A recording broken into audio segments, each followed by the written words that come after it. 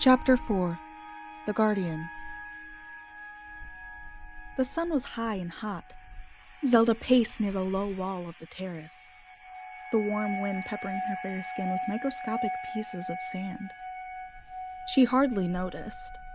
Today was her last day with the sages, and they were testing her limits. Zelda wiped her brow with a small white cloth she had brought for the purpose. Every visit, the training was more demanding, and she often left the sages dripping with sweat at sunset. This was also the reason she'd begun bringing the simple rough tunic she now wore. She had learned a couple years prior that she didn't want to ruin any more fine dresses. A pair of footsteps broke the relative silence of Zelda's retreat, and she glanced over to find her favorite guardsman, bringing water and a parasol. Fergal dipped his chin and Phaedra smirked as they reached her, the former holding the parasol high enough to block the sun without making her feel too sheltered. Phaedra thrust a large cup of water into Zelda's hand before giving a short bow and murmuring, "My lady?" Zelda nodded, her breathing still heavy, and downed the water as quickly as she could. "Thank you both," she said, handing the cup back to her best friend. About 2.5 years had passed since they started hand sparring, and the girls were closer than ever. Zelda was very careful to keep that fact to herself, unsure if her parents would approve of such a friend. In private moments like this, however, she enjoyed their camaraderie. Fergal stayed at Zelda's elbow with the parasol protecting her from the sun as she resumed pacing. "The sages seem impressed today, my lady," he said. Zelda huffed. "They had better be. I do not think I have ever worked this hard in my life," she replied, irritation evident in her voice.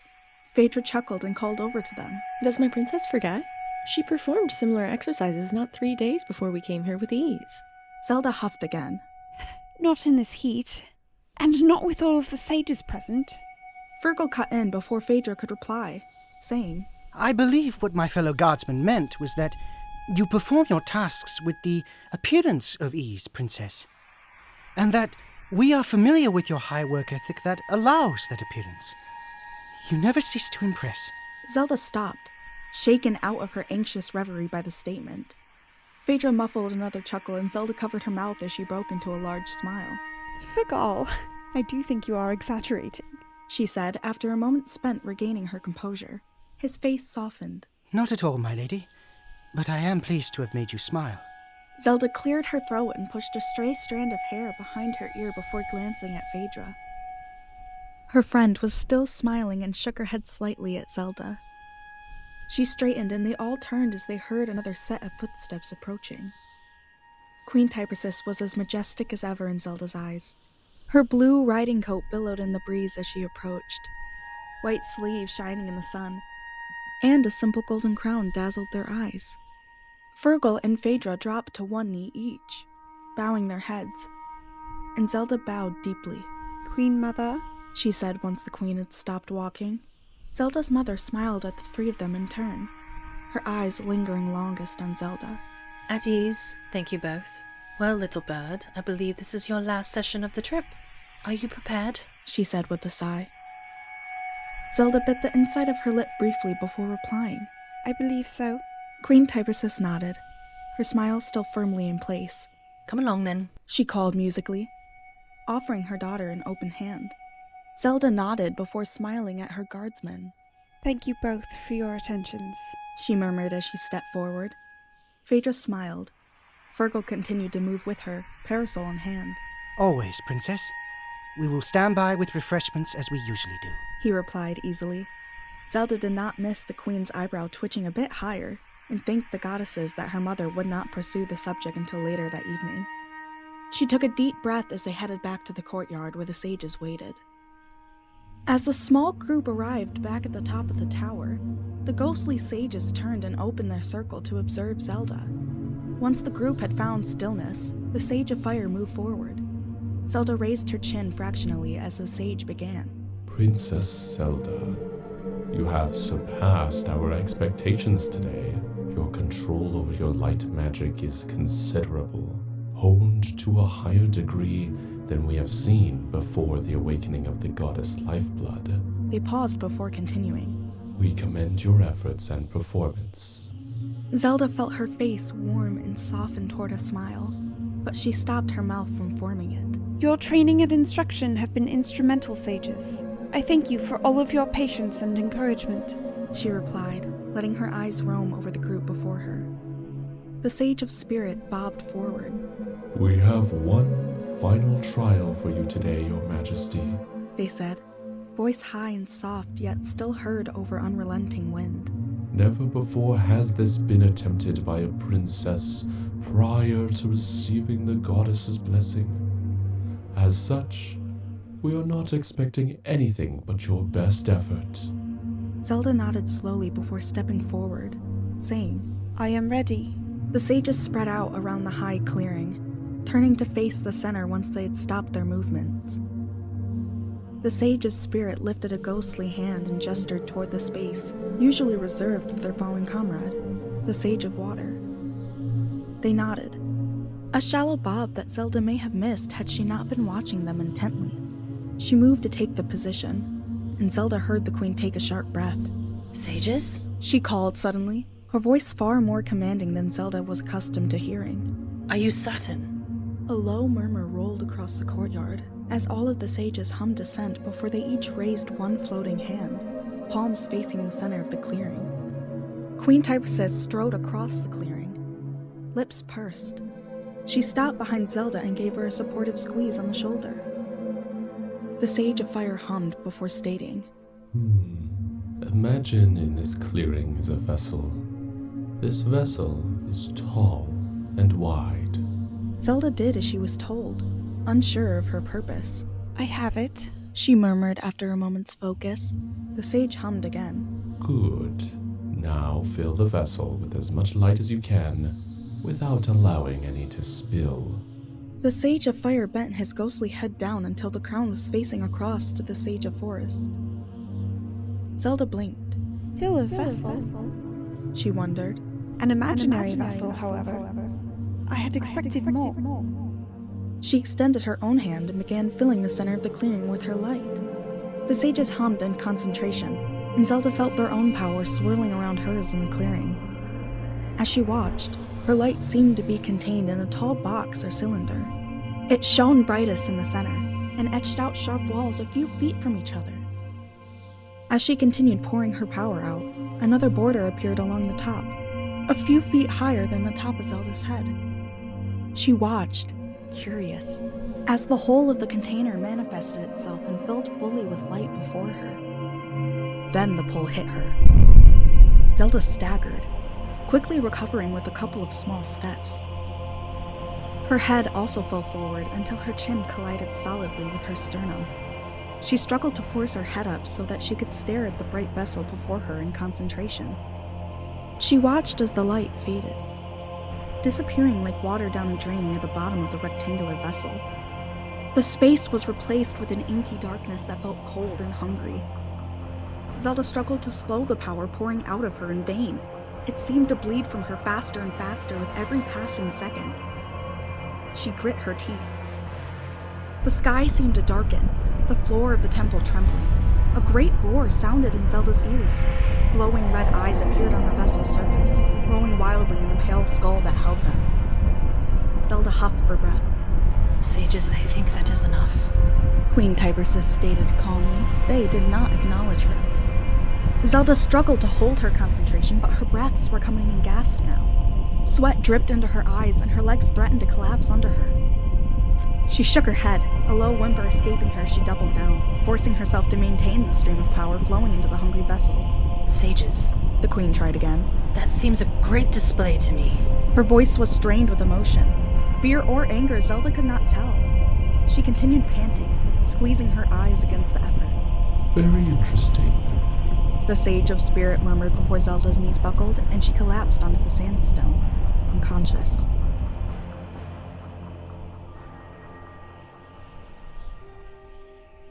Disappointed does not begin to describe how I feel right now. Your hubris placed my daughter at risk, and I expect an explanation. Soft cloth drew across Zelda's brow, and gentle hands eased her into a sitting position. A wave of nausea hit her as the pain lancing through her skull registered. Princess, are you with us? Can you open your eyes? Virgil's question was quiet, but urgent, threaded with worry. Zelda took a few short breaths before making the attempt. Well, have you anything to say for yourselves? Though she was being shaded, Zelda closed her eyes almost as soon as they were open. Too bright, she mumbled, hoping that the guardsman would understand her. A low humming reached her ears and she flinched. Sound felt too sharp. The queen gave a slow exhale before replying in a murmur. The soft cloth was pressed to Zelda's closed eyelids, cool as if recently refreshed with water, and a strong arm wrapped behind her shoulders.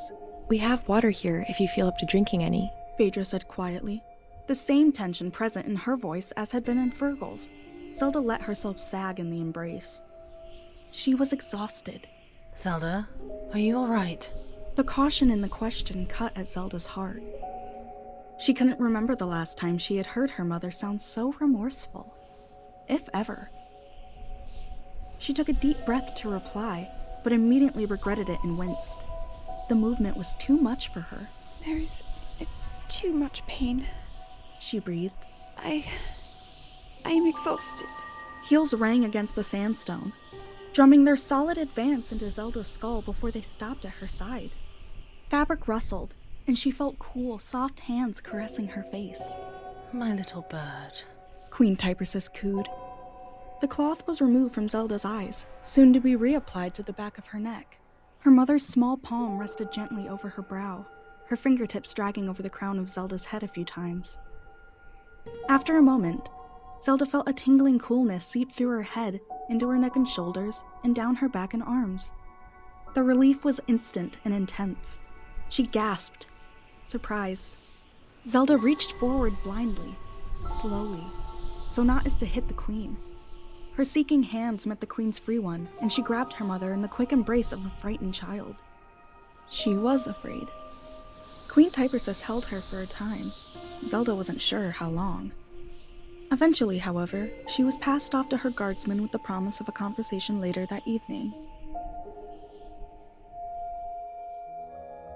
Zelda was happy to spend the rest of her afternoon and evening alone in her makeshift bed.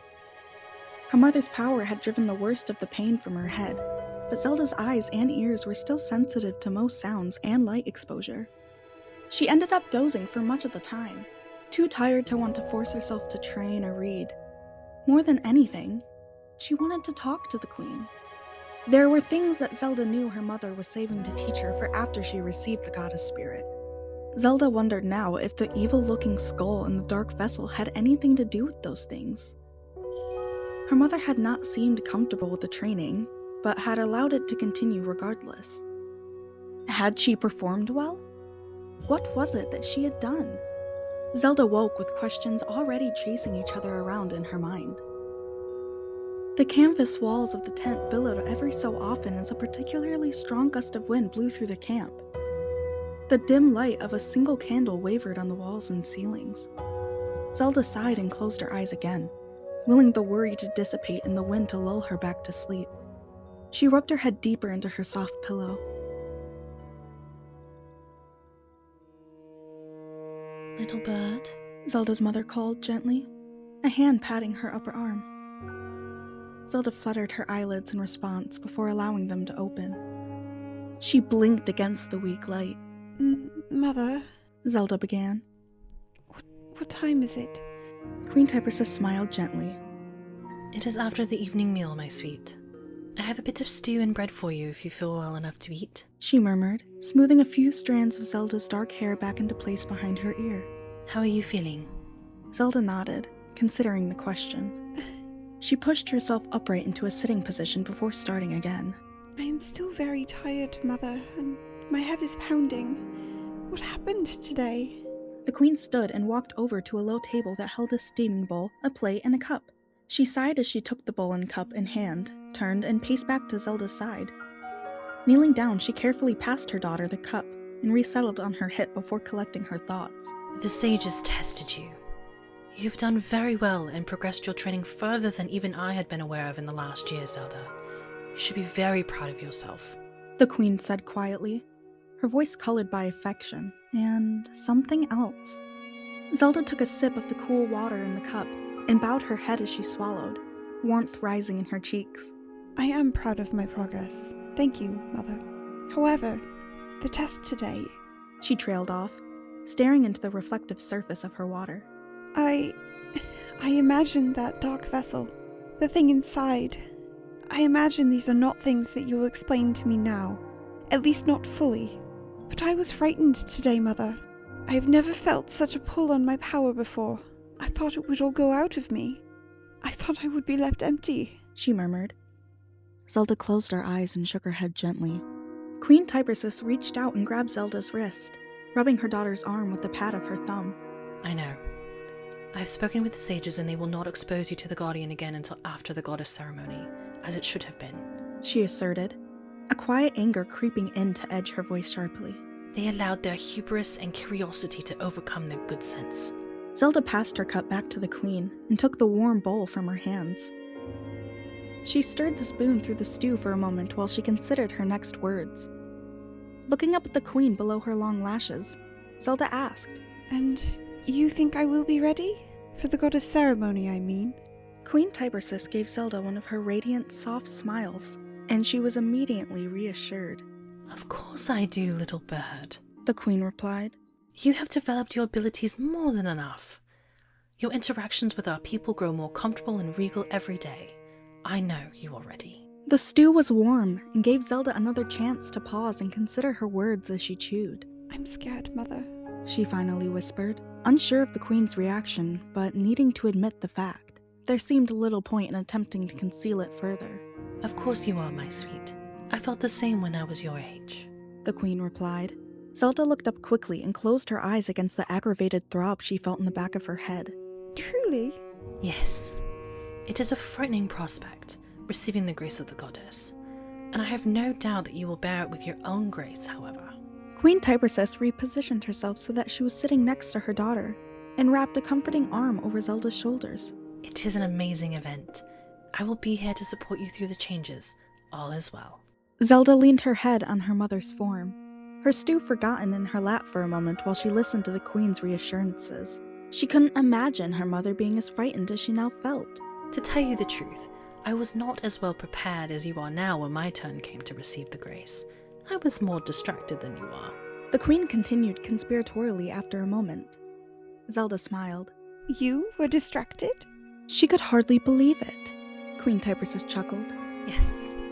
Your father joined the royal guard a few months before my ceremony, she explained. She gave Zelda's shoulder a light squeeze. My own mother was more focused on my marriage than your father and I have been for you, so she allowed my focus to waver unchecked. Don't look at me like that, it's true. Zelda picked her head up and turned a disbelieving eye on the queen. She felt her parents were being pushy enough about her suitors. The queen chuckled again before shaking her head and continuing. Well, I suppose you can believe what you want. However, your father and I are very proud of the work you are doing to better yourself for your people. Your dedication makes us nothing but excited for the next chapter in your story. Zelda returned her head to her mother's shoulder and tightened her arm around the queen's waist. Thank you, she murmured, still trying to digest the new information about her mother, but happy about their conversation overall. After a moment, she returned to eating her stew.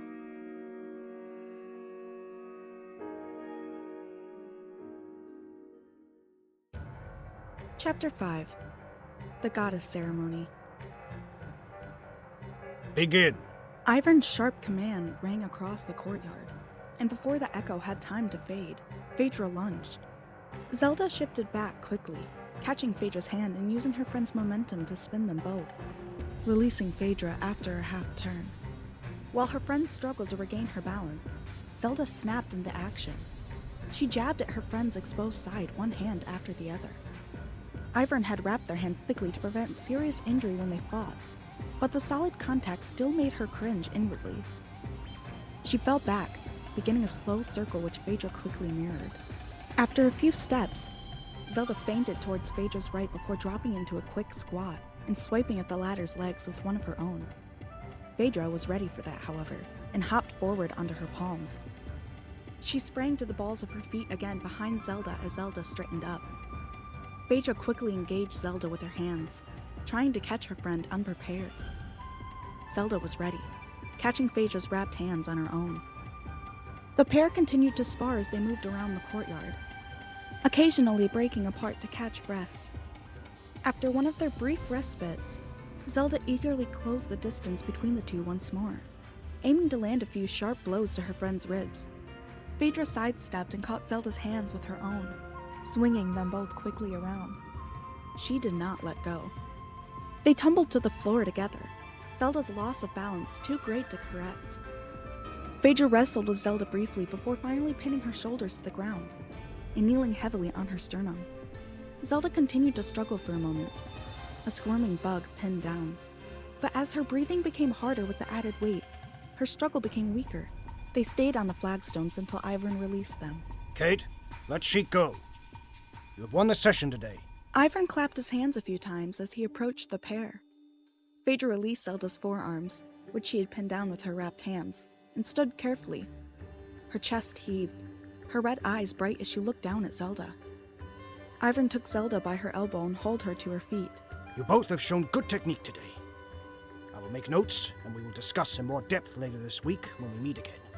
But generally, I am well pleased. I hope you both are as well. The older man asserted.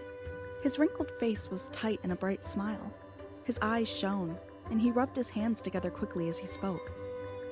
Zelda hadn't seen the man so excited since his son had passed the practical exam to join the Royal Guard. Thank you, Sir Ivern, Phaedra said as she bowed forward.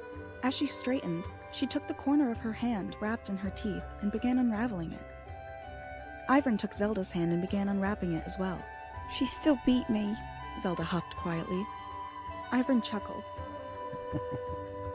Yes, she did, Princess. It was a near thing, though. Try not to worry. You are doing wonderfully with your training. He replied just as quietly. He squeezed her hands before he stepped back. Now, I hope you don't have anything too strenuous planned for the remainder of the evening. You both deserve a rest. With a wink, Ivern grinned and turned his feet toward the entrance of the courtyard. Zelda stared after him, still frustrated with her performance. Well, what do you say then, Sheik? Phaedra wrapped a toned arm over Zelda's shoulder and leaned against her casually. Zelda felt a small smile tug at one side of her mouth as she looked at Phaedra out of the corner of her eye. Well, what? You know I always have more training to do. She replied quietly.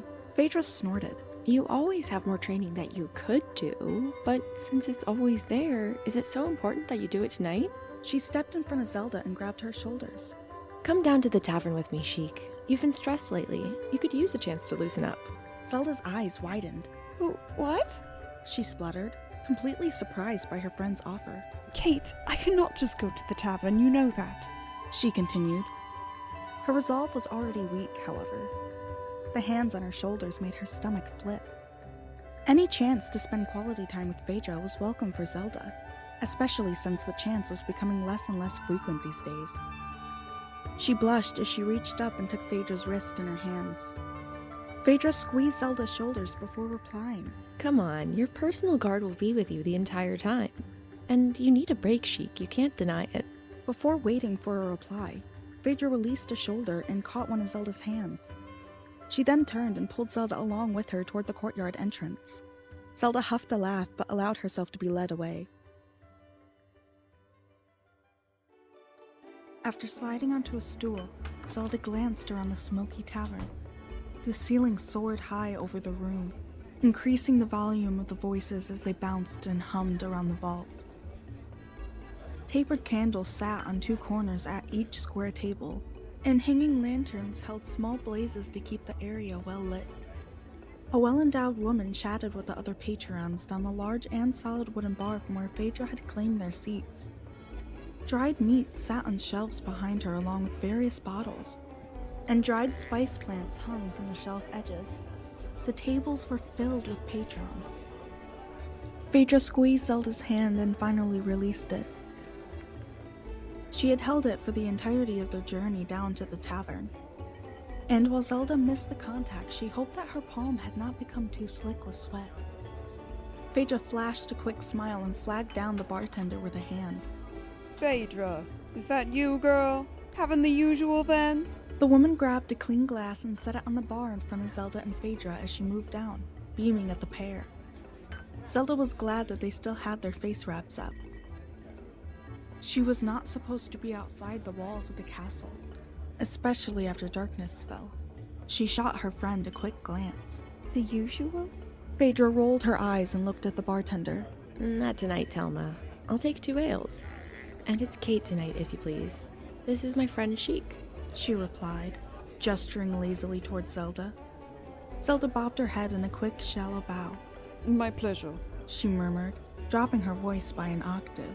Oh, all right, Kate.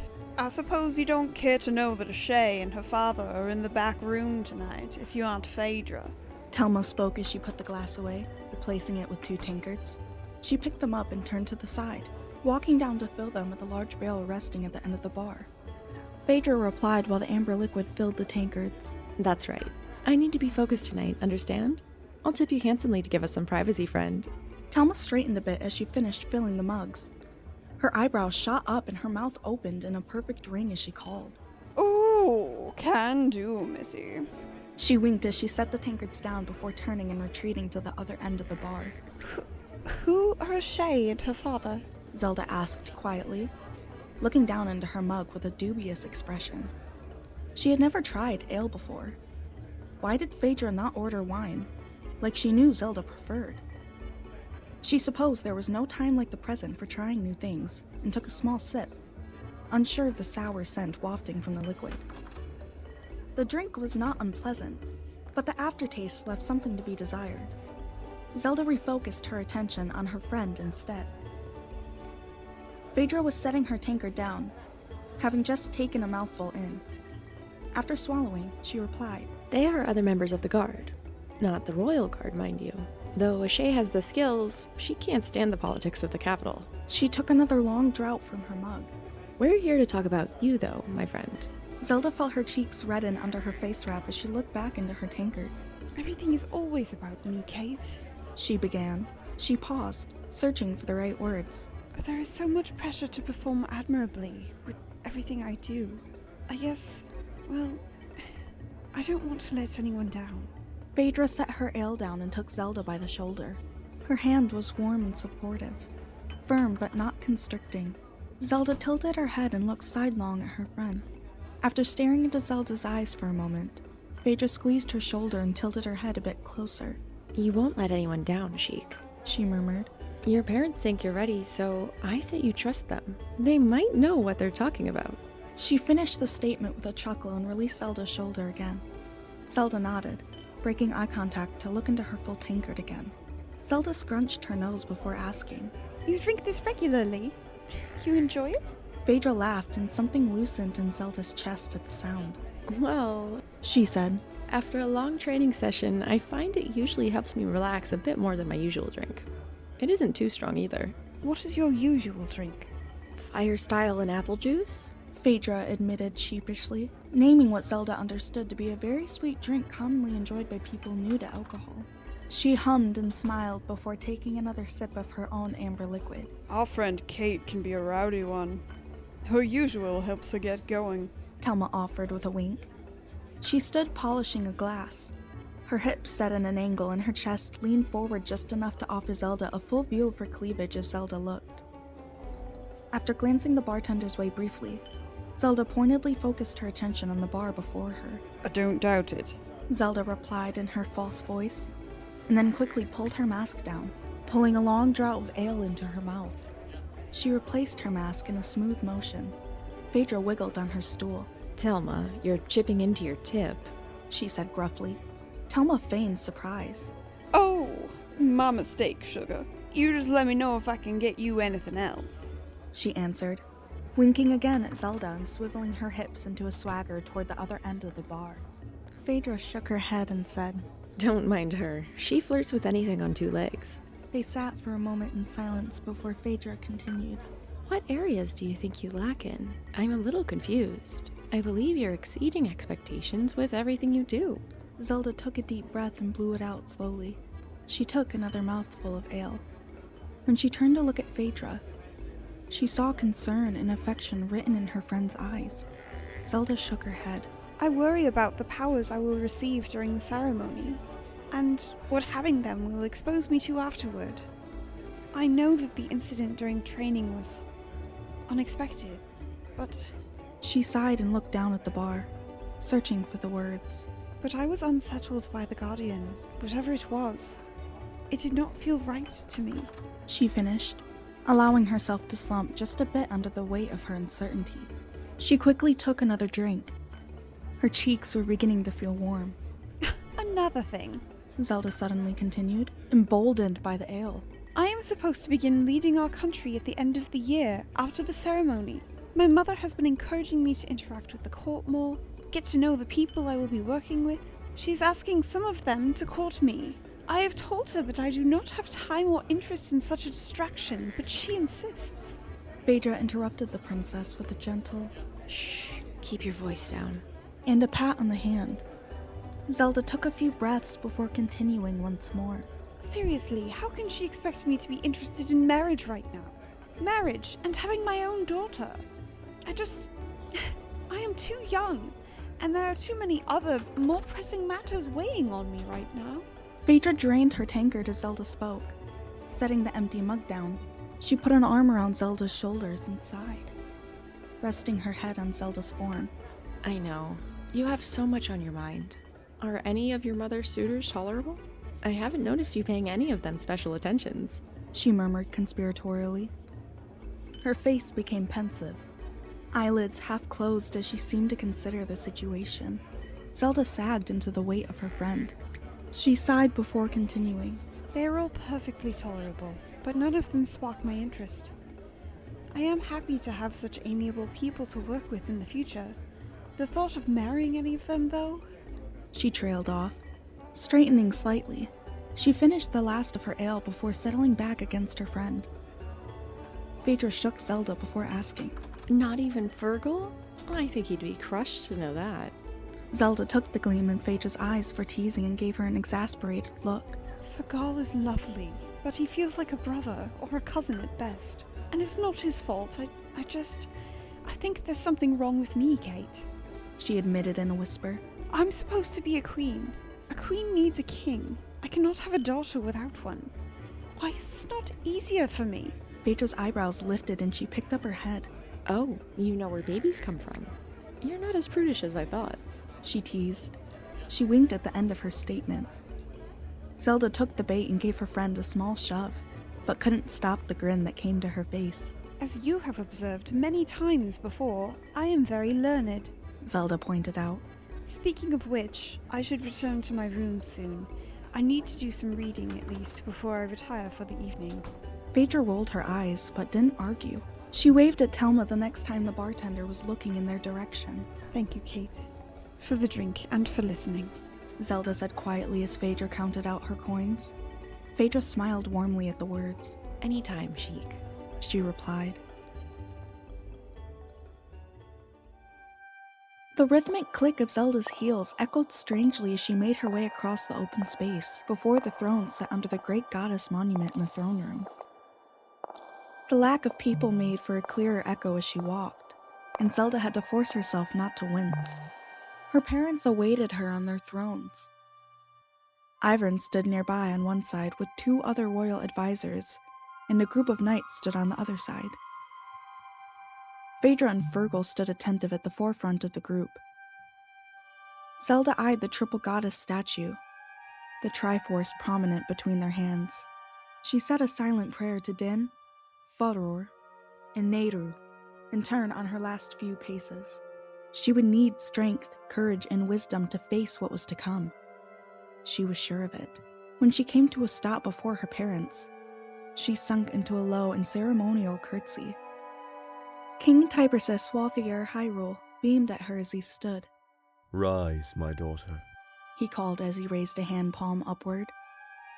His silvered whiskers had been combed and waxed, and the crown on his head glinted in the torchlight, the gold accenting his mostly chestnut hair. As Zelda straightened, she felt touched by the effort he had put into his appearance for the ceremony. He wore an old intricate suit of armor with a rich velvet royal blue cape hanging off his left shoulder.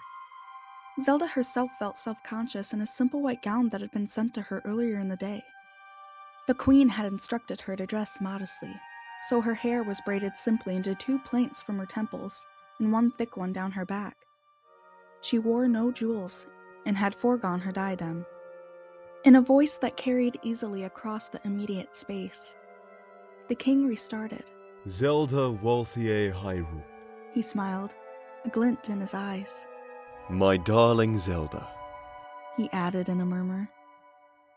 Zelda felt warmth rise to her cheeks as she met her father's eyes. This evening you come into your inheritance. He continued, voice once more strong. You have worked hard and long to merit the gifts of our mighty goddesses, and indeed have surpassed expectations in all areas. Tonight marks the start of your transition to leadership in this great land that we call Hyrule. Those assembled tonight have borne witness to your toils, and come now to witness the greatest mystery of our royal line, the formal passing of the gifts of the lifeblood. Zelda dropped her gaze and squeezed her fingers together where they were clasped before her to prevent herself from fidgeting.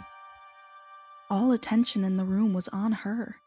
She hadn't learned to tolerate the attention comfortably yet. Just before she spoke to break the tension, Zelda's mother stood and joined the king before her.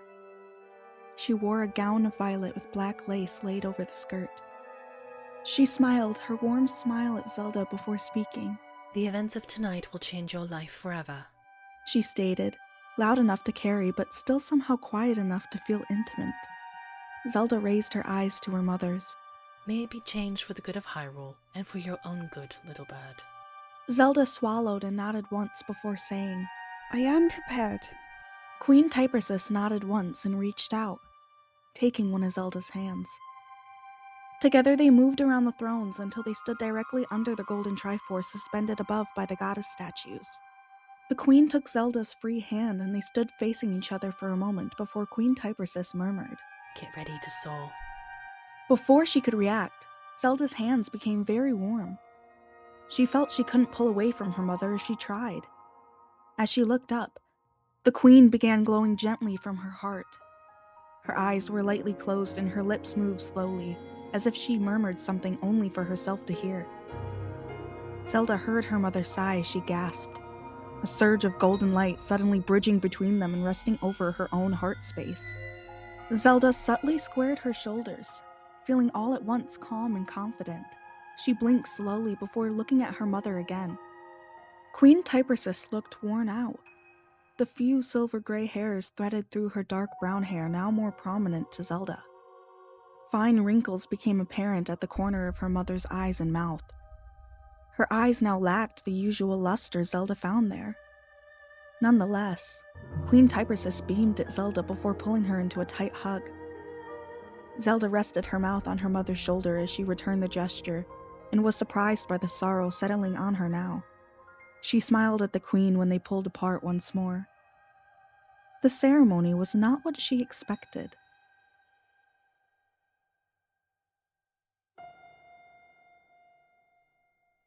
Later that night, Zelda returned to her sitting room and latched the balcony door shut behind herself. She had managed to watch the last light die from the sky after the pomp below. Just before she sank onto her chaise lounge, a sharp rap drew her attention to the apartment door. Enter?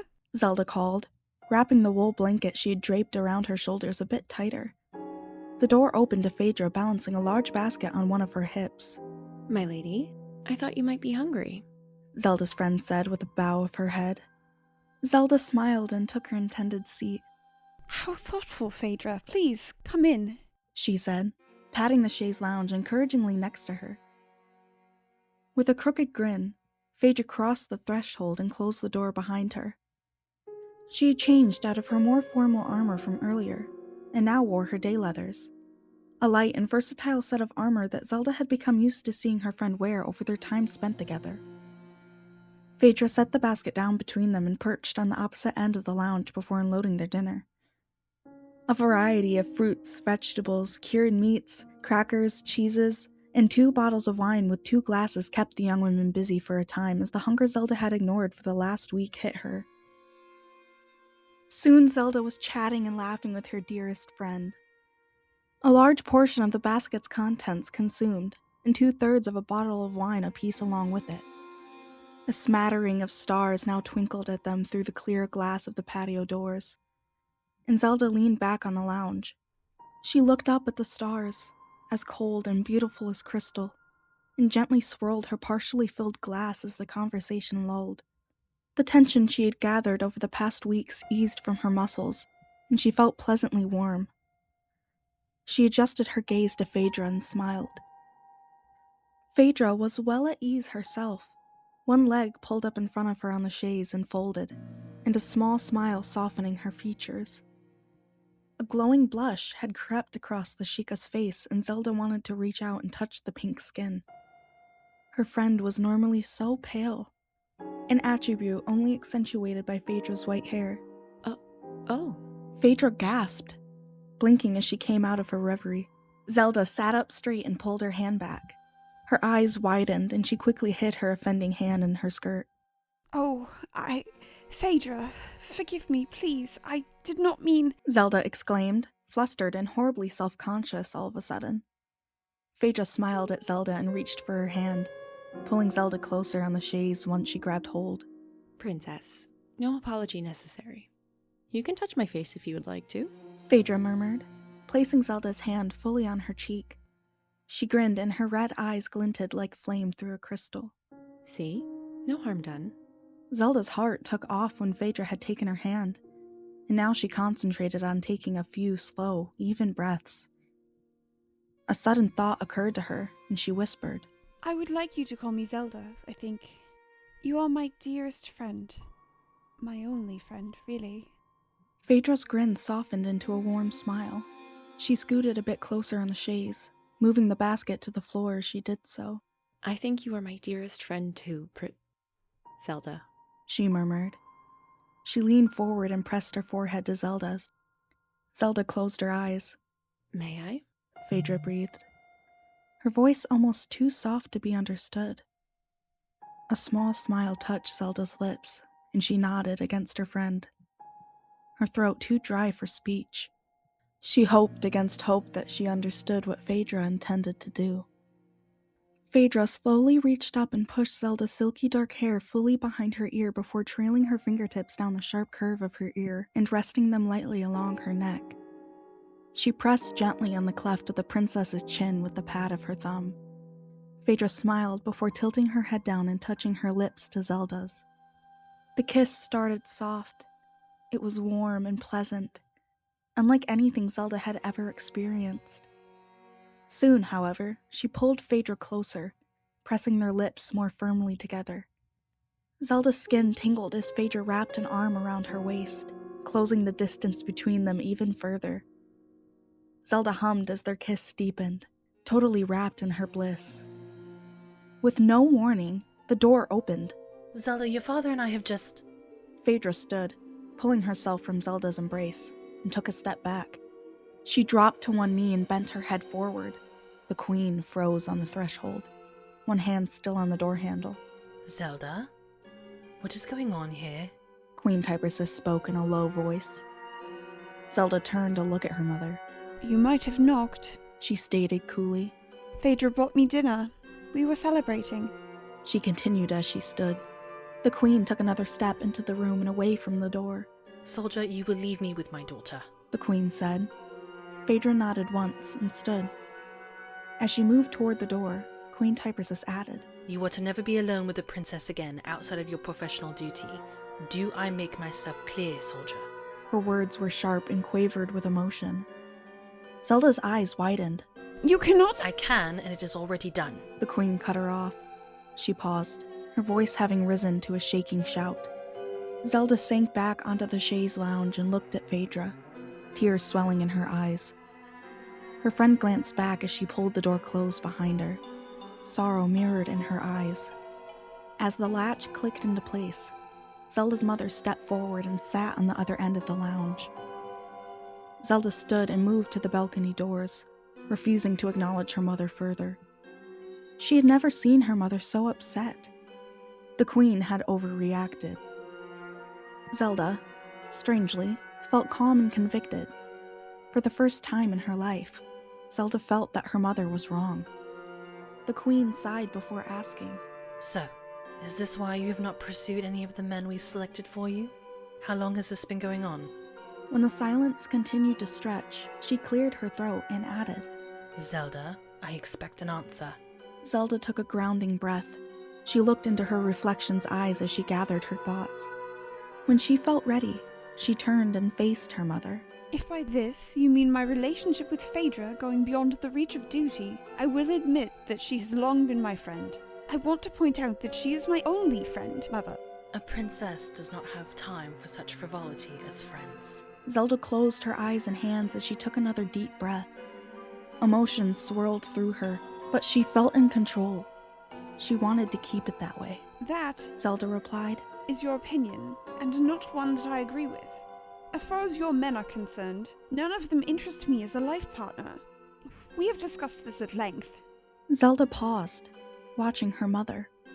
The older woman looked worried, very worried.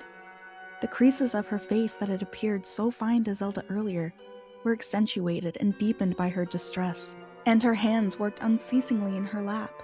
You have a duty to this kingdom, Zelda. You cannot produce an heir with another woman. The queen hissed. Her face gained a shade of anger. Do not doubt my commitment to this kingdom, Mother. I know my responsibilities. Zelda snapped back. I do not want to have this conversation again. Please leave, she added, moving to the door. The queen looked shocked by the dismissal. She stood, opening her mouth as if to say more. She seemed to think better of it, however, and strode through the open door hastily.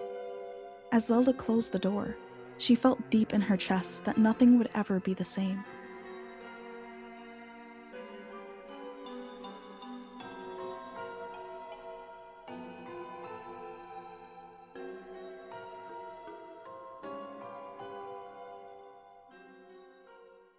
Next time, on Suffusing the Light. Phaedra refused to see Zelda outside of her guard duties, including their lessons with Ivern. Have you considered any of the suitors that were presented to you last week? I saw your face at the door. You seemed a bit perturbed. Just some business from my mother that I would rather not deal with. We don't know what is coming. For your safety, I must beg you all evacuate to the inner sanctum. We will cover your retreat. Thank you, Captain, but this is our place. The black cloud had quickly moved its way deep into the open room. Zelda watched with horror as one soldier was torn in two in a flash. It is time for you to choose.